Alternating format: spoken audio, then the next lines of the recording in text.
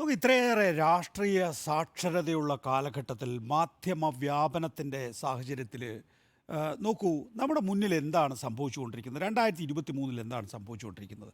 കഴിഞ്ഞ 5 മാസമായി മണിപ്പൂരിൽ നിന്ന് കത്തുകയാണല്ലേ. 500-ലേറെ പേര് മരിച്ചല്ലോ, കൂട്ടിയിട്ട് കത്തിച്ചല്ലോ, കഴിഞ്ഞ ദിവസം നിരവധി ദേവാലയങ്ങൾ തകർത്തല്ലോ.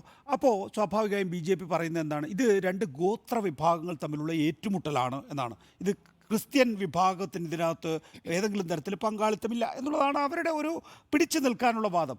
നോക്കൂ, അങ്ങനെയാണെങ്കിൽ തന്നെയും ഒരു രാജ്യത്തെ മണിപ്പൂർ എന്ന് പറയുന്ന സംസ്ഥാനത്ത് 500-ലധികം പേര് കൊല്ലപ്പെട്ടിട്ട് 5 മാസം ആ സംസ്ഥാനം നിന്ന് കത്തിയിട്ട് നമ്മുടെ പ്രധാനമന്ത്രി അങ്ങോട്ടേക്കൊന്ന് പോയോ?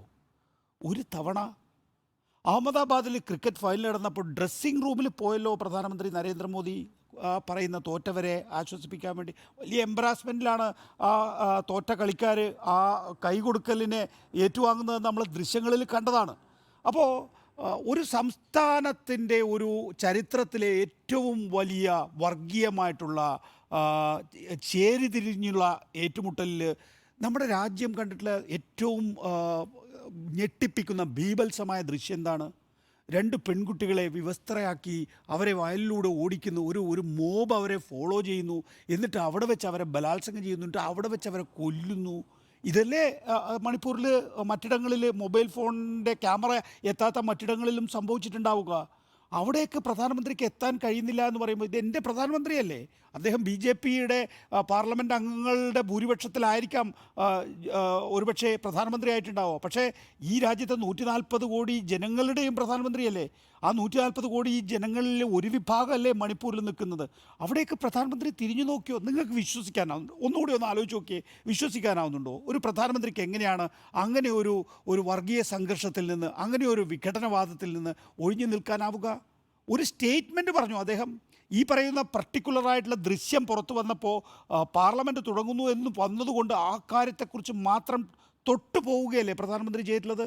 അപ്പോൾ അത്രയും വിഭാഗ്യമായി ചിന്തിക്കുന്ന ഒരു രാജ്യത്ത് അതിൽ തന്നെ ഏറ്റവും കൂടുതൽ അക്രമങ്ങൾ നേരിട്ട ഒരു വർഷം, ആ വർഷത്തിൻ്റെ അവസാന നാളുകളിൽ ക്രിസ്മസ് ദിനത്തിൽ ഈ പറയുന്ന ബിഷപ്പുമാരൊക്കെ വാലാട്ടി കൊടുക്കുക എന്ന് പറയുന്നത്, അതൊക്കെ വലിയ നിലയിൽ തന്നെ പ്രതികരിക്കേണ്ട വിഷയമാണ്. അതാണ് ഞാൻ സജി ചെറിയാൻ്റെ വാക്കുകളെ ന്യായീകരിച്ചിട്ടുള്ളത് എന്ന് പറയാതെ വയ്യ. നോക്കൂ, ഇവിടെ വേറൊരു തരത്തിലുള്ള വ്യാഖ്യാനം കൂടി സംഭവിക്കുന്നുണ്ട്. അതായത് കേരളത്തിൽ നേരത്തെ JR പത്മകുമാർ പറയേണ്ടത്, ഇവിടെ സുജിയ പാർവതി അത് ചൂണ്ടിക്കാണിക്കേണ്ടായി. മുമ്പ് അനിൽകുമാർ മുസ്ലിം പെൺകുട്ടികൾ മലപ്പുറത്ത് തട്ടം ഉപേക്ഷിച്ച തുടങ്ങിയത് ഇടതുപക്ഷ സർക്കാരിൻ്റെ പ്രവർത്തനങ്ങളുടെ മികവ് കൊണ്ടാണ് എന്നുള്ളൊരു പരാമർശം ഉടനെ തന്നെ MV ഗോവിന്ദൻ അത് തിരുത്തിച്ചല്ലോ. അപ്പോൾ ഇവിടെ സജി ചെറിയാൻ ഈ നിലയിലുള്ള പരാമർശം നടത്തിയപ്പോൾ ആരും തിരുത്തിക്കുന്നില്ല എന്നുള്ളതാണ്. ഇത് പരസ്പരം, അതായത് മുസ്ലിം ക്രിസ്ത്യൻ വിഭാഗീയത പരമാവധി ഉപയോഗപ്പെടുത്തി ക്രിസംഗി രൂപപ്പെട്ടിട്ടുണ്ടല്ലോ, ആ ക്രിസംഗിക്ക് ചൂടേറ്റി കൊടുക്കുകയാണ്. ഇങ്ങനെ പതുക്കെ ഇവിടെയും ഒന്ന് കത്തിക്കിട്ടിയാലുണ്ടല്ലോ വളരെ സമാധാനപരമായി BJPക്ക് മുന്നോട്ട് പോകാൻ സാധിക്കും, സംഘപരിവാറിന് മുന്നോട്ട് പോകാൻ. അതിനിങ്ങനെ പതുക്കെ കത്തിച്ച് കൊടുത്തുകൊണ്ടിരിക്കുകയാണെന്നുള്ളത് ഭാഗ്യവശാൽ ഇതുവരെ കത്തിയിട്ടില്ല.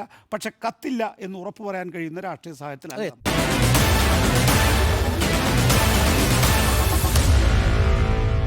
Meet the editors.